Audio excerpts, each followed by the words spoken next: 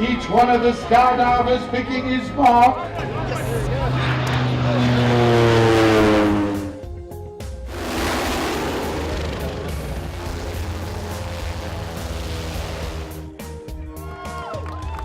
Look at this as he turns with his big flag. Good evening and a very warm welcome to First Issues. As we look on the growing spectacle that is the Wesbank Botswana International Airshow, tonight we ask, what exactly does it take to seamlessly and successfully manage crowds of 15,000 people or more, including children? Over 200 ground staff, as well as 300 aviation professionals, complete with their equipment and pyrotechnic paraphernalia. All the while liaising with your corporate partners, government regulatory authorities, some of the highest VIPs in the country, including their security detail, and many, many more. Lead organizer Henty de Vet tells us all that goes into putting on an entertaining yet safe event year after year. Well, I must say preparations do start well in advance, usually around about January of each year. We start talking to our main sponsors, of course, which is Wesbank, and which is the main and title sponsor for this year's Wesbank Botswana International Airshow, as well as Puma Aviation. So negotiations usually start around about January to February, and simultaneously with that, we need to get the permissions from the authorities, which in this case, the Civil Aviation Authority of Botswana, which tremendously of great assistance and helped us this year getting all the permissions sorted out in good time.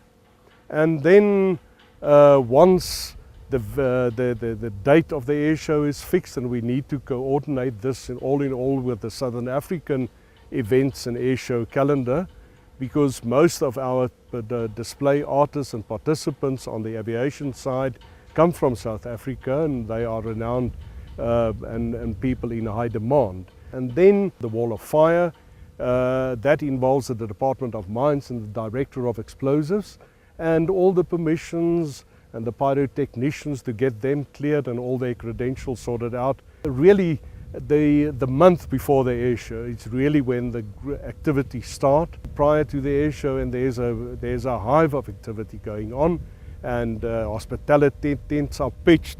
On the side over there, it's the fly-in campers, mostly from South Africa. This year we've doubled up on the figure, which shows us that the Wesbank Botswana International Airshow is high in demand. But this year we will have about 300 people just flying in and camping on Friday and Saturday night on the premises, which makes this airshow unique from most other airshows where we've got the airshow as well as the fly-in, which is very favorite happening amongst the flying fraternity. How big a team do you have at the Matsieng Flying Club handling all of the different logistics? You know, the Matsieng Flying Club, as it currently stands, there are 6 founder members, which started way back 7 years ago with this idea. And there are a handful, in all, it's less than 10 active people organizing this entire issue, although we've got a lot of people assisting us, but those 10 people are really the core and making up the organization. And I must say, the more you do it, the sort of easier it gets. We are today, as we stand, much more relaxed as we were in previous years, because each and every one exactly knows what he's got to do, and he gets on with what it is, and he finishes off that in good time. So we are pretty relaxed. Everything is running, as you can see.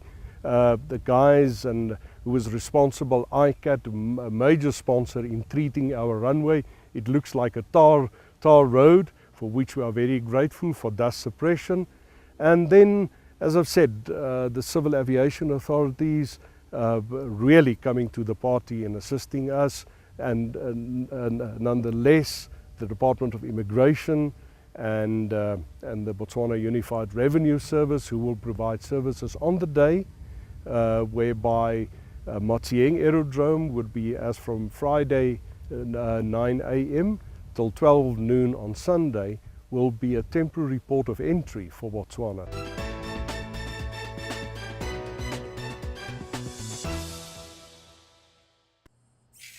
What is the future of help? It's to help people find the great in themselves. The drive, the passion. Help them find their true potential. Help them stretch. Help them grow. That's why we help people help themselves, help the world, because a little help goes a long, long way. FNB, how can we help you? This started off as a church fundraiser and now is a national event, one of the biggest on the calendar. How equipped were you to handle? What kind of lessons have you had to learn? First year when the idea was born, I said, okay, guys, let's have an air show. All right. And I think some of us flew around here, but we soon realized this is not the way to do it.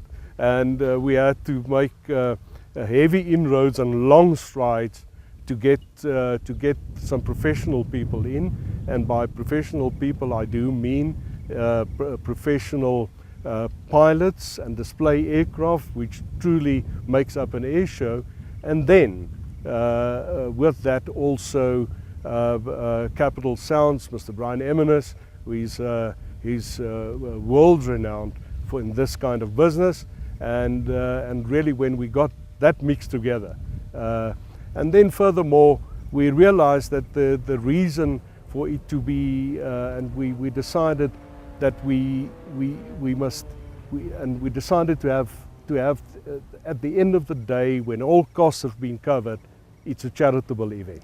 So all the proceeds, and I can declare, and our books are open for any member of the public for audit, that after all the costs have been covered, the proceeds are handed over to 4 charities, which will be done also on the show day. So the heart of the event remain the same regardless of the size of the event. Exactly. So at the end of the day, it's a day for which we would like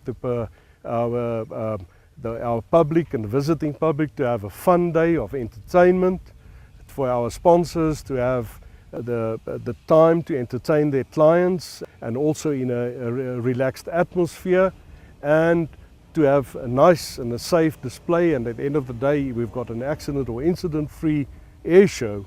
We, the Motsieng Flying Club, will be extremely happy, and that's the whole idea. And at the end of the day, we can share our pleasures with people that are less privileged than us.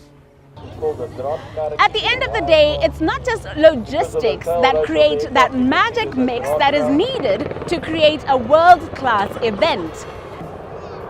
Seasoned international airshow commentator Brian Eminis, who has worked all the way from England, Switzerland, the United States, UAE and all across Africa, says this event is setting itself apart from several other market leaders for a number of reasons.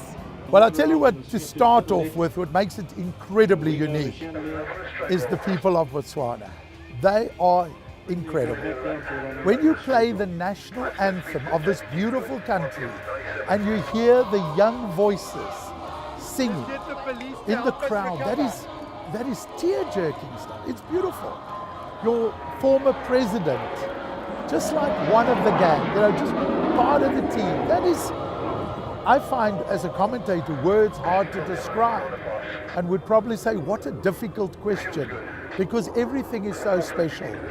The venue is of the finest. It's built specially for air shows. It is the only one in Africa, and the only one in, I would think, a handful of venues in the world where an air show venue is built specifically for an air show.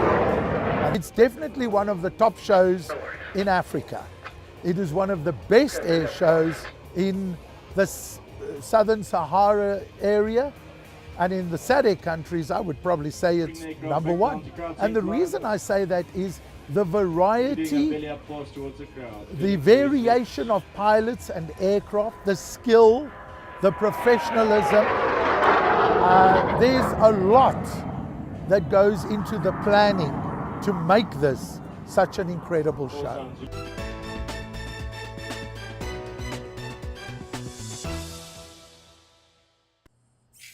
What is the future of help? It's to help people find the great in themselves.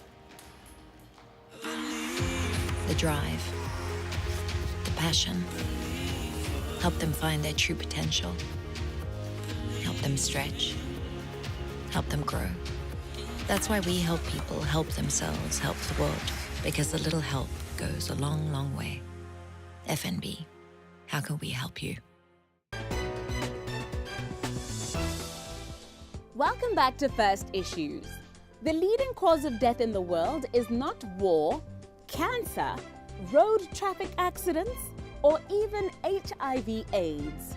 It is cardiovascular diseases. No longer just a first world problem, illnesses of the heart and blood vessels now claim the highest number of lives in the developing world. A pandemic of this scale can no longer be relegated to the health sector. The burden is now a developmental, and it is the unforeseen and deadly outcome of this age of convenience, costing the globe hundreds of billions of dollars in healthcare, disability benefits, lost working hours, and much more.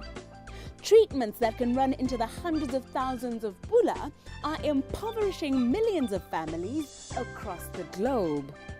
To give us an idea of how the entire world came to find itself in this position is cardiologist Professor Kiran Bhagat, educating us on what cardiovascular diseases essentially are.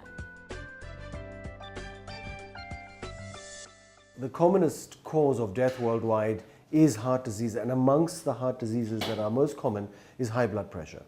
And high blood pressure basically means the pressure against which the heart is pumping, because the arteries, which are the tubes that come out of the heart, become harder, they become less elastic, so the weight the heart has to push with to overcome that pressure is what we call blood pressure. And there are two numbers, the top level and the bottom level. The top number should be 120 millimeters of mercury, and the bottom one should be 80 millimeters of mercury. We used to think wrongly that as one gets older, the blood pressure is allowed to rise. It's not true. So whether you're 28, 38, 58 or 98, we aim for a blood pressure of 120 by 80.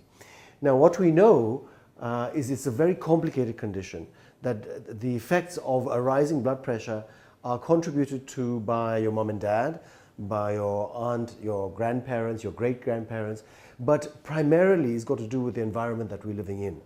The stress, we're talking about emotional, mental stress rather than running because a lion is chasing you. The same chemicals, the same chemistry goes up when you're mentally stressed. When you're emotionally stressed, the body produces the same chemicals as if you're running away from a lion. But you're not running away from a lion, and that stress hits you on a daily basis, whether it's a social stress, an emotional stress, a mental stress. Day in, day out, those things play on your mind and raise chemicals in your body that raise the blood pressure. And then what happens is the blood pressure eventually becomes sustainedly high. In addition, there are certain dietary factors. We know that salt is the biggest probable contributor towards raising blood pressure that we know today. And it's not the salt that people add at the table. It's the salt that we're already finding in the processed foods that we eat.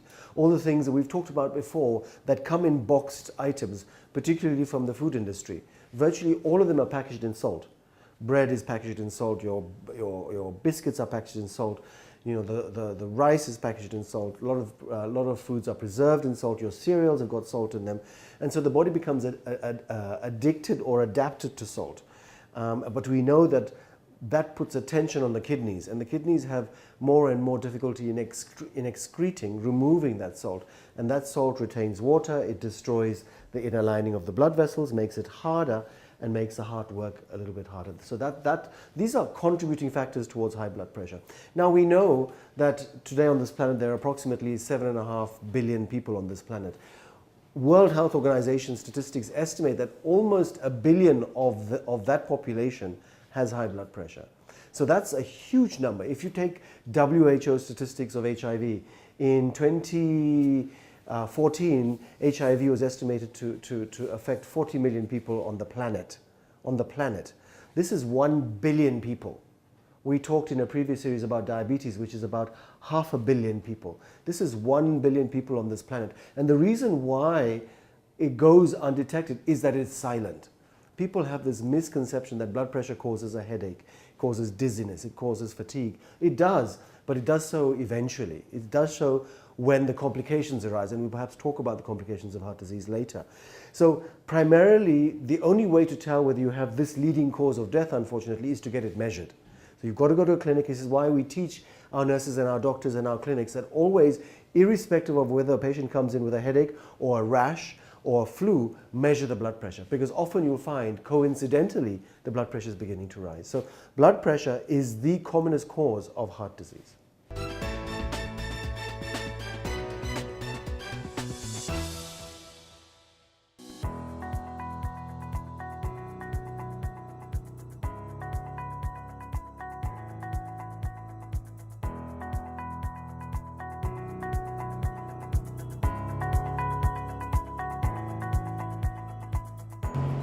Throughout the course of the series, we have considered all the factors that successfully communicate to a potential investor that a business idea has been thoroughly researched, is well resourced, and is being spearheaded by a very capable team. All the elements that make for a truly sustainable business. Tonight, Petra Sibina shares with us yet another winning tool to help your company stay on course: the monitoring and evaluation of your business plan and practices.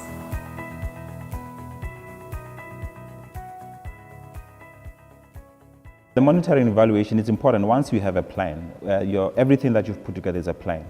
It's important to monitor it on a frequently basis, just to measure whether you're actually performing as per plan. And the other importance of really doing monitoring is to really pick lessons early. You fail quick, you're actually able to pick yourself up and really make up without necessarily waiting too long before you actually put things together. So in the beginning, you probably need to review on a monthly basis. On a monthly basis, you really need to look at review, go back to your plan, assess whether you're actually achieving the sales that you had set yourself, whether your overheads, expenses are actually at the same levels that you had proposed. And then the second month and so forth, after a certain period when you're comfortable that things are going as normal, maybe that's when you can actually maybe extend the frequency of really monitoring. But that monitoring, even your feedback to your investors, your conversation with the bank, they would like to know what is happening. So you better, it's important that you should have the right information, the right report. And if it's finances, it's important for you to have a system in place, be it QuickBooks, be it Postel, so much you can generate more constructive reports that you can actually say with your financiers or the banker. If it's actually you are an established business, different departments, you really need to articulate which sort of reports you would need from different departments to report to you, so much that you're able to track whether all these departments are actually doing what they're supposed to do. So it's very important. If you are an SME and probably you don't have that much knowledge of really interpreting the figures, it's important that you sit with your accountant or financial advisor to unpack the numbers for you, and as well as to advise on what mitigants to put in place to avoid further deterioration. Because there are instances whereby you might be having some leakages in terms of your revenue. Maybe you are unable to, you don't really, maybe there are goods that are leaving the business without necessarily being paid for. Maybe employees are really taking away from you.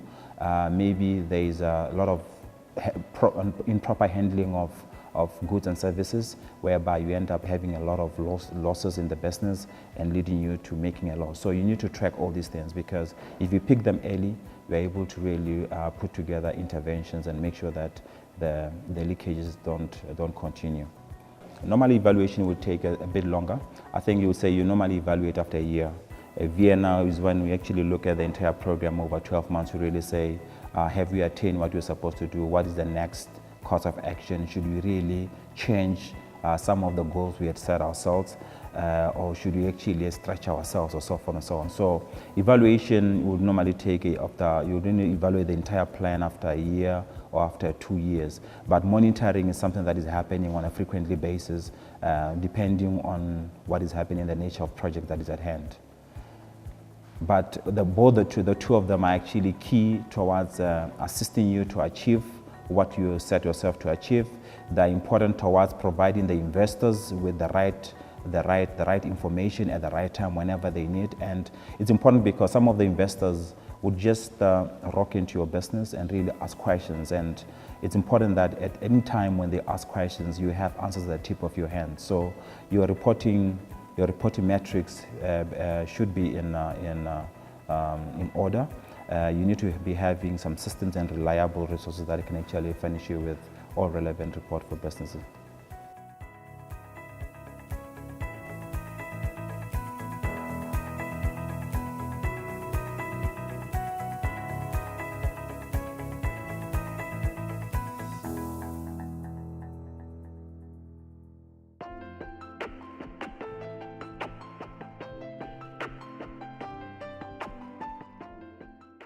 Tonight, Kopano Bolokwe of the Botswana Stock Exchange tells us about the specific roles of the transfer secretary, the receiving bank, as well as the underwriter, who make up the rest of the team that will help list your company on the exchange, raising that much needed capital. The transfer secretary is responsible for verifying and reconciling the application for securities with the money that is received by the receiving bank. So to say, they attach the applications to the money which have been received. In an event of an oversubscription for securities, the transfer secretary would advise on the most equitable and fair policy to allocate securities to all the people that have subscribed. On a continuing basis, they also play a role of being an investor relations office, because the company would appoint them to interact and receive questions and queries, as well as distribute information from the company to the investors. And one other important thing about the transfer secretary is that they can be engaged to pay dividends or undertake other corporate actions as undertaken by the company, and also to maintain the shareholder registry at the CSDB, which is the Central Securities Depository Company of Botswana. The receiving bank is any bank, and it's responsible for receiving the cash for subscription of the shares that are in issue as the company goes to listing. And sometimes the company would decide to retain such a bank for other banking services because the relationship would have been established. The role of the underwriter is to take the risk on behalf of the company, to say, I would give you certainty that the money that you intend to raise would be given to you. So they absorb the shares from the company for onward marketing to the investors, whilst at the same time giving the company the money that it intends to raise. So that is the team of the professional advisors that is normally required for a company to engage in this process of listing on the exchange.